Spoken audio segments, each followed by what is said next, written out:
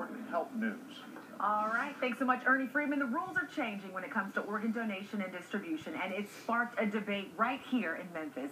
We're attempting to get you information on both sides of the issue. Joining us now to talk more about the impact of this change, Dr. James Eason with Methodist University Hospital. Thank you so much for joining us. Thank you for having me. Okay, Dr. Eason, my first question. You're at odds with the Mid-South Transplant Foundation, who we heard from at the top of the hour. Kind of explain to people at home why.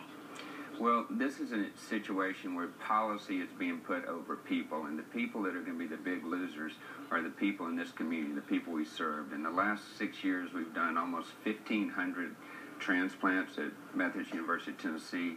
Over 85% of those patients are from right here in the 3 states that make up the Mid-South. We're one of the largest transplant programs for African Americans in the country, and that's who's going to be the big losers, the people in this community and the large African American and minority population that we serve. I know you have a map that you want to show, and Nathan can zoom in for you. What's the significance of the red and blue areas on that map? This map shows 2 areas in Tennessee, and for the last 20 years, patients anywhere in the state have been able to access organs from anywhere on this map. Okay. Now, people in Memphis and the Mid-South will be limited to the red, which last year produced only 62 donors.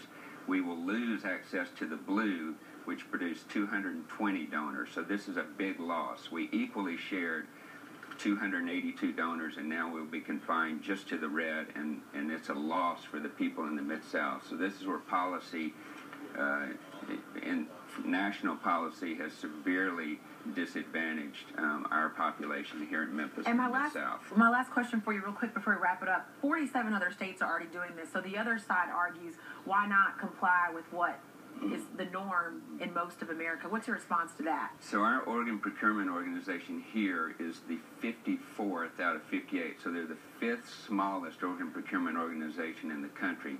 So these other states, most of the states surrounding us only have one area for their whole state. So their whole state shares anyway.